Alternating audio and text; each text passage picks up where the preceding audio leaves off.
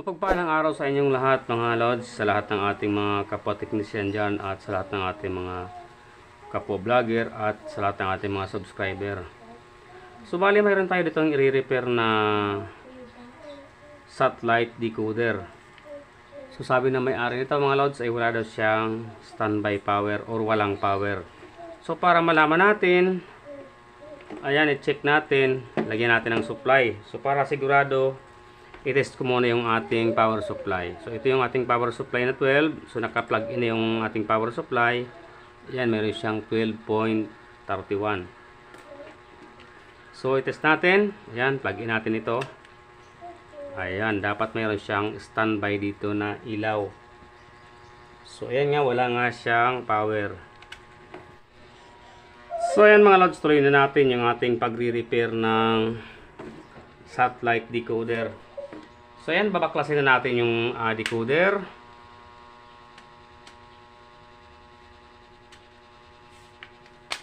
Ayan.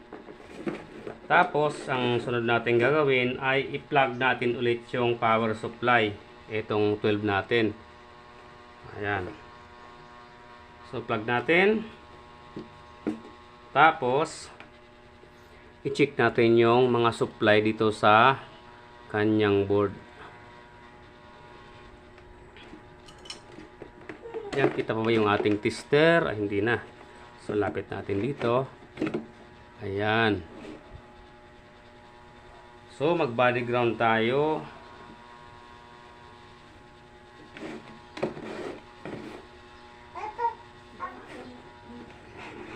Ayan.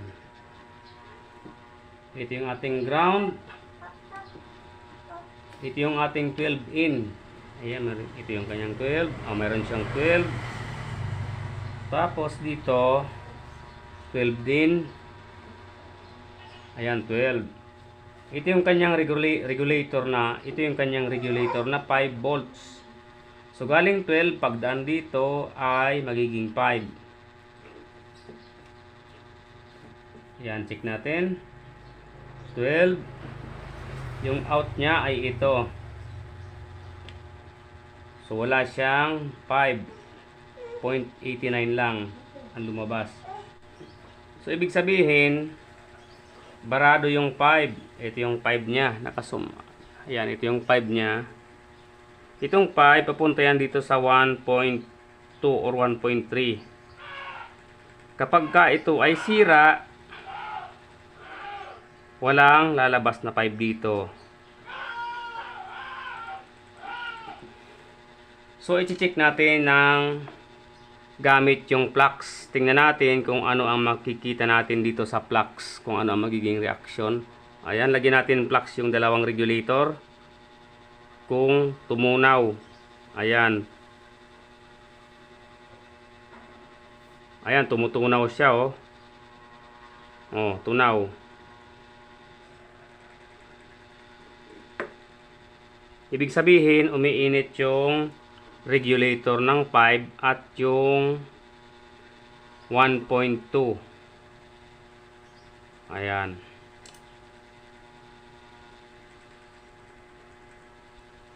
Ayan, umiinit talaga siya. Aray, grabe. Dahil barado yung 5, walang lumalabas na 5, subukan muna natin tanggalin yung kanyang 1.2. Ayan, init na yung ating hot air na DIY. So yan mga lods, tanggalin natin yung 1.2 na regulator, 1.2 volts or 1.3.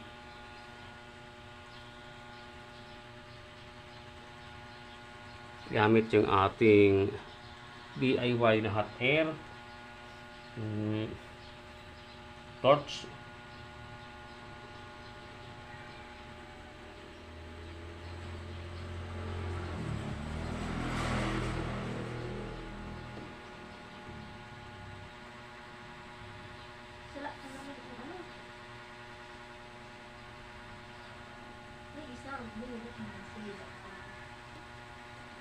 Ayan, natanggal na natin.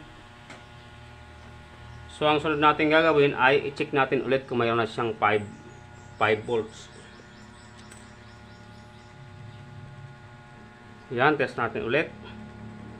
Lagyan natin ng supply. Yan. Test natin yung 5 volts regulator kung mayroon na siyang 5.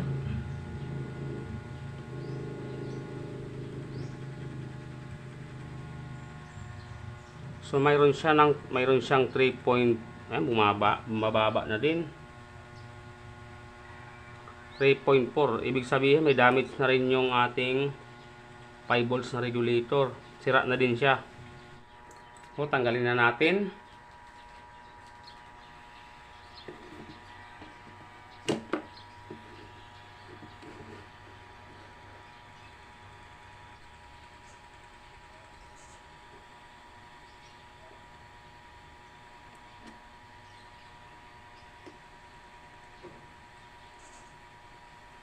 Ayan.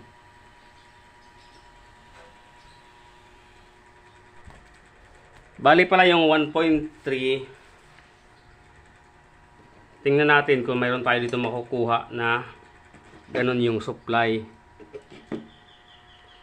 sa board ng maliit na flat TV. So maghahanap tayo dito kung mayroon tayong makukuha na 1.3.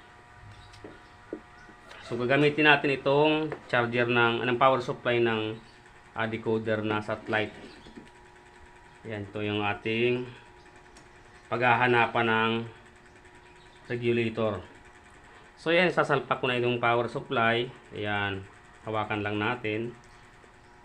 Tapos ito yung ating negative, yung ground natin dito na sa mismong power supply. So meron ako dito nakita kaninang kahawig ng 1.3 na regulator ng decoder. So i-test natin kung pwede siya. So ayan, meron siya. Okay siya, ayan na 1.3. So ito yung kanyang regulator. Ito. So kukunin natin ito. Ayan, tanggalin na natin at ilagay na doon sa ating nire-repair na satellite box.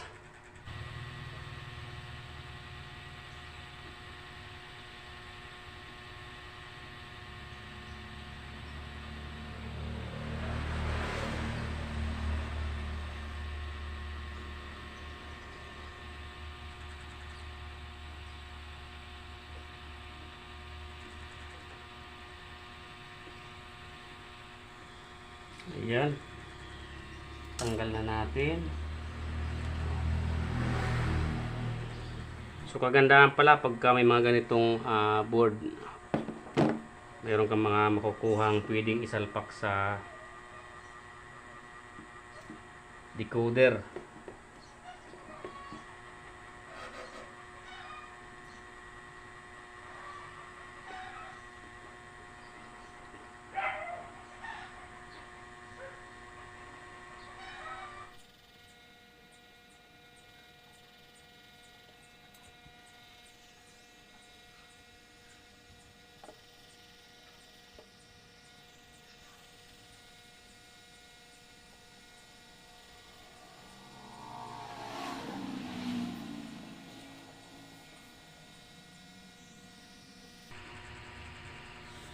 Ayan, nasalpak na natin.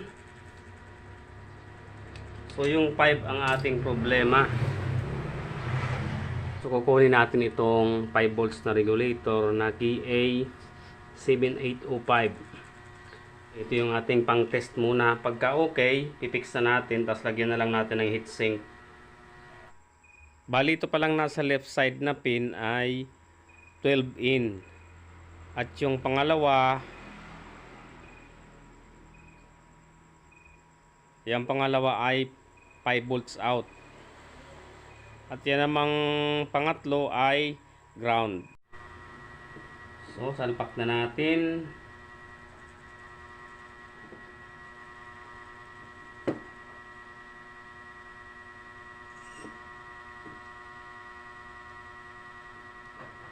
Ground 12.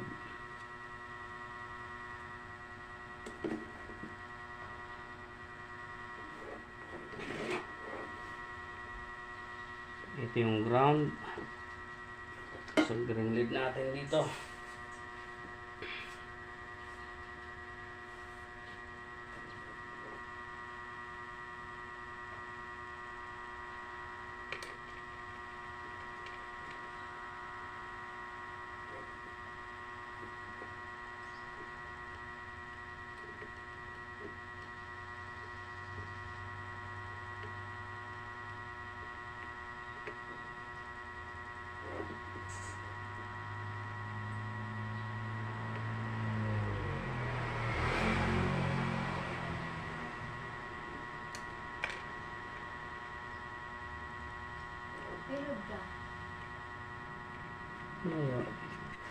Ayan mga lods, ikabit ko na yung 5 volts na regulator. So, itest muna natin yung supply kung tama, kung 5 nga yung lalabas dito. Ayan, pinag ko na yung power supply. Tapos ito yung ating tester. So, ito yung 5, out na 5, body ground natin. So, ayan, saktong 5 siya. Ayan, di ba? Kitang-kita naman, ayan. Ulitin natin. Ayan, 5. 5 pa rin yan. Ayan. Tapos, itatap natin dito sa inductor.